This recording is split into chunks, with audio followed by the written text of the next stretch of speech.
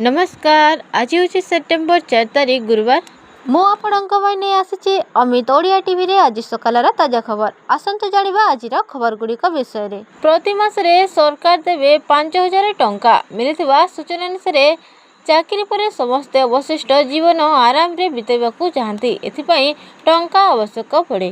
Pension व्यवस्था को व्यापक करने लक्ष्य समग्र देश में मई 1, 2015 रे नरेंद्र मोदी द्वारा अटल पेंशन योजना शुभारंभ होइथिला। यह केंद्र सरकार को सामाजिक सुरक्षा योजना अंतर्गत एवं अर्थ मंत्रालय परिचालित एक योजना। ओडिशार तत्कालीन केंद्र मंत्री धर्मेंद्र प्रधान एवं समन्वय राज्य मंत्री उषा देवी उपस्थिति रे राज्यपाल एस.टी. जमीर द्वारा 9 मई 2015 रे भुवनेश्वर किट कन्वेंशन सेंटर ठारे अटल पेंशन योजना शुभारंभ करथिले। परवर्ती खबर है विद्यालय रे मिसिब अंगनवाड़ी केन्द्र एने दिल्ली रे होची स्वतंत्र कार्यक्रम। सरकार को बड़ निष्पत्ति एने सरकार को प्रक्रिया आरंभ होईची। आनुष्ठानिक भावे पिलांको शैशवर जत्न विद्यालय आरंभ हेबो बोली एही निष्पत्ति सरकार नैछन्ते। विद्यालय सहित अंगनवाड़ी केन्द्र जोड़िबाकू दिल्ली रे स्वतंत्र कार्यक्रम हेउची। विद्यालय सहित अंगनवाड़ी केन्द्र मिश्रण नहीं निर्देशावलीर शुभारंभ मध्य करिसेंती सरकार। परवर्ती खबर है सरकार दशहरा भेटी बढ़िला डीए महंगा भत्ता 11% वृद्धि। अक्टोबर रु एतिकी बढ़ आसिब दरमा। सूचना अनुसार दशहरा पूर्व राज्यर लक्ष लक्ष कर्मचारी को बड़ उपहार दे सरकार।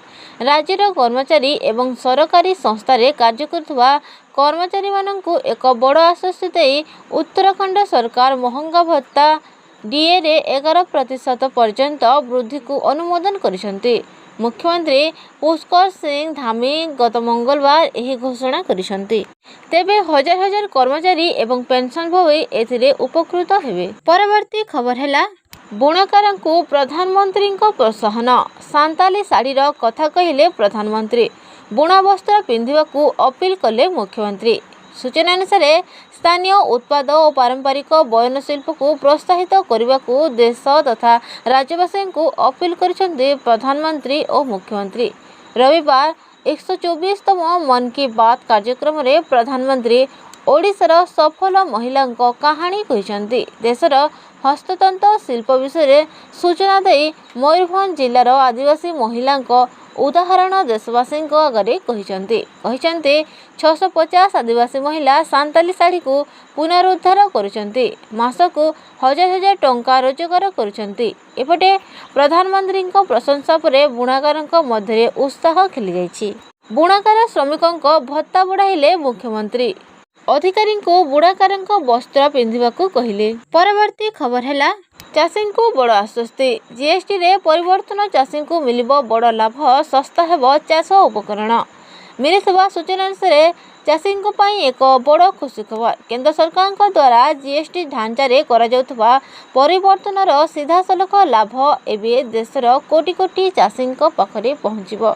ट्रैक्टर, कृषि उपकरण, जलसेचन उपाय एवं सार भली नितांत आवश्यक सामग्री एवं सस्ता हेबार संभावना रही जार लाभ विशेष भाव में चाषी मैंने पाइबे बोली कहुछि। परवर्ती खबर है 7 तारीख जाए सबु स्कूल कॉलेज विश्वविद्यालय छुट्टी। सरकार कले घोषणा। मिलिथिबा सूचना अनुसार पंजाब रे भयंकर बन्या परिस्थिति देखा मिली। एठारे विभिन्न स्थान रे लोके जलबंदी घेर अछंती। आसंता 7 जाए राज्यर समस्त स्कूल कॉलेज विश्वविद्यालय छुट्टी घोषणा होईछि।